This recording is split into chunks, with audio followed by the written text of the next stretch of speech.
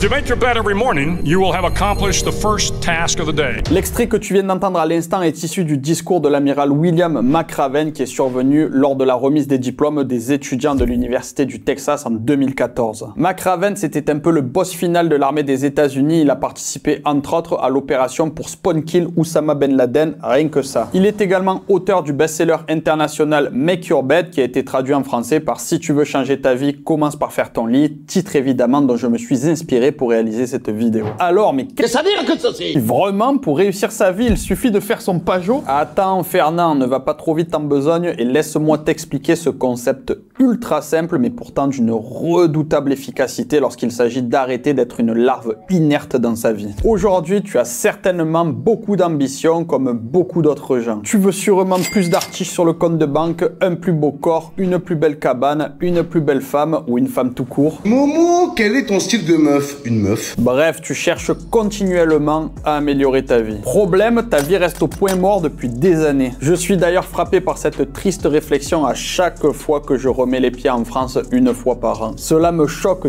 toujours autant de constater les années qui passent et de voir des gens mais qui ne bronchent pas d'un iota. Littéralement, le mec, tu lui parles en 2005, en 2015 ou en 2025, c'est le même plouc. Vivant dans le même quartier qui pue la pisse, travaillant dans le même métier insignifiant, toujours en couple avec le même laidron, avec évidemment la clope au bec et le whisky en main gauche, en se plaignant bien évidemment de sa condition. Alors attention, je tiens à préciser, je ne fais pas forcément l'apologie de l'évolution, la stagnation a aussi du bon. Si tu es ok avec ça et que tu es heureux aujourd'hui dans ta vie, dans la situation dans laquelle tu es, c'est ok avec ça et je le respecte totalement. Mais le problème évidemment, c'est que lorsque tu prêtes l'oreille à ces personnes qui stagnent depuis des décennies, deux choses reviennent sur la table. Ces personnes vont soit se plaindre de leurs conditions, soit te parler de leur projet pharaonique qu'elles s'apprêtent à lancer. Je vends des bretelles encore 2 ans. Mais alors en 73, j'écris un livre. Moi-même, en tant qu'expatrié, je ne saurais te compter ô combien j'ai rencontré de personnes, d'amis, de connaissances ou même parfois des chauffeurs Uber ou des épiciers me dire « Oh, moi aussi, j'en ai marre de la France, je vais me barrer bientôt. » Bien entendu, ces personnes, tu les recroises au même endroit des années plus tard, prêts à rembobiner leur lecteur cassette et te dire ô combien ils ont envie de s'en aller. Et puis, si un jour on les rencontre en 73, ils diront, moi je continue à vendre mes cornichons, bon, je vis avec mes cornichons,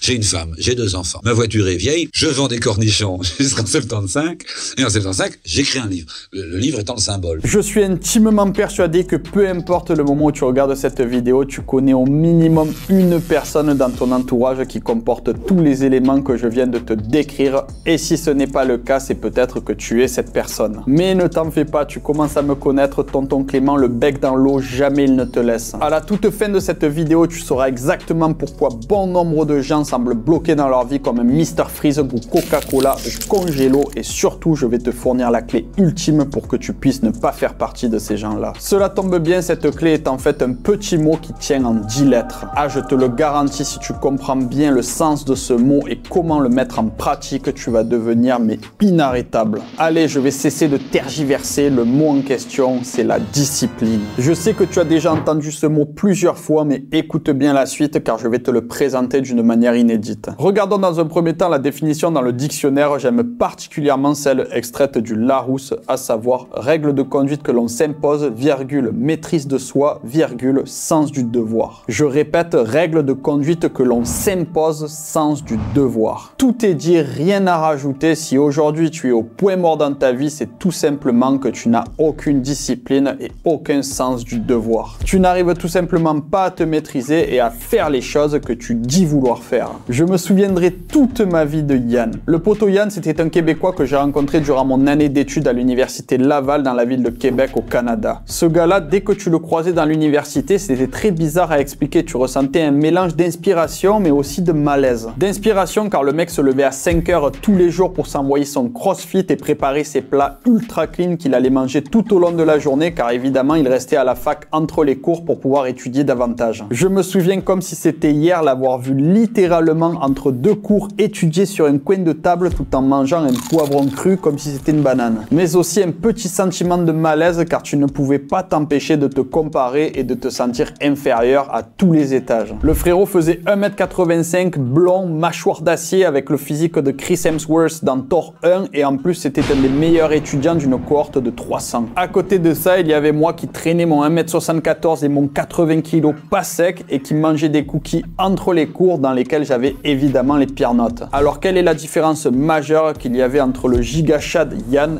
et moi? Il faisait son putain de lit. Sous-entendu, tous les matins, il attrapait la vie par le callback en lui disant d'aller éplucher ses patates douces avant qu'il s'énerve. Il savait très bien que pour avoir un corps dessiné au laser, il fallait se buter au crossfit, alors il se butait au crossfit. Il savait très bien que pour avoir des bonnes notes à la fac, il fallait se buter aux révisions, alors il se butait aux révisions. Et moi, pendant ce temps-là, malgré la connaissance de tous ces éléments, je préférais aller m'asseoir au fin fond de l'amphithéâtre pour pouvoir sortir mon iPad et push mon prêtre sur Hearthstone sans que le prof m'emmerde. Bon, évidemment, les cours m'intéressaient autant que de mater un Brest-Angers un dimanche après-midi. Cela n'aide pas vraiment à être discipliné. C'est d'ailleurs une des premières clés que je te donne concernant la discipline. Trouve un domaine pour lequel tu as de l'intérêt, c'est la base. Mais ce qui m'a le plus aidé à avoir de la discipline, c'est le concept suivant. La discipline, c'est exactement la même chose qu'un muscle. Sous-entendu, comme tous les muscles de notre corps, il doit être stimulé avec des charges de plus en plus lourdes pour pouvoir se développer. Le problème qu'ont les personnes qui ne bougent pas d'une hélice malgré les années qui passent et que je revois en France chaque année, c'est que ces personnes pensent pouvoir soulever 200 kg au développé couché alors que la seule chose qu'ils ont soulevé les 20 dernières années, c'est le gros cul de leur femme. Non mais les mecs, ils ont du mal à sortir leur poubelle ou à faire leur vaisselle et ils vont te parler de lancer un business à succès et de s'expatrier à l'autre bout du monde. Est-ce que tu commences à comprendre où veut en venir l'amiral McRaven avec son analogie de faire son lit? It will give you a small sense of pride,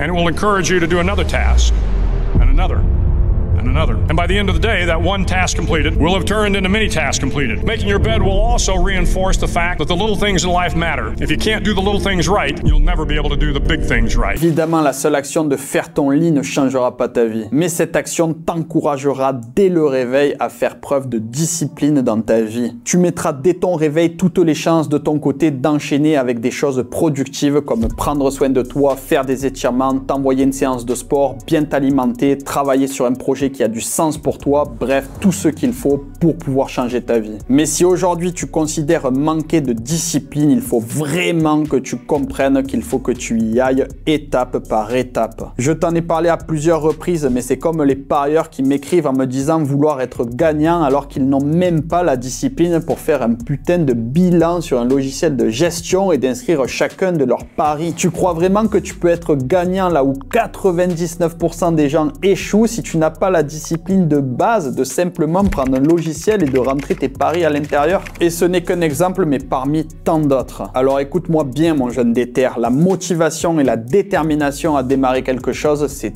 excellent. Mais la discipline à savoir faire les choses, même lorsqu'on n'a pas envie de les faire, c'est véritablement ça qui nous fera réussir. Je sais que je rabâche et que tu as déjà entendu cette rengaine plusieurs fois, mais le petit plus que je te donne aujourd'hui, c'est vraiment cette notion de le voir comme un muscle. Nous ne deviendrons pas un Yann du jour au lendemain à nous lever à 5 h du matin pour s'envoyer une séance de crossfit et un poivron cru en post-workout, le tout en étudiant nos partiels de biomécanique. Par contre, nous pouvons devenir une meilleure version de nous-mêmes dès demain en commençant par faire notre lit, à ranger l'endroit où nous vivons, à mieux nous alimenter, à nous coucher plus tôt le soir, à lire 10 pages de ce foutu livre qu'on a acheté il y a 2 ans et qui prend la poussière, etc.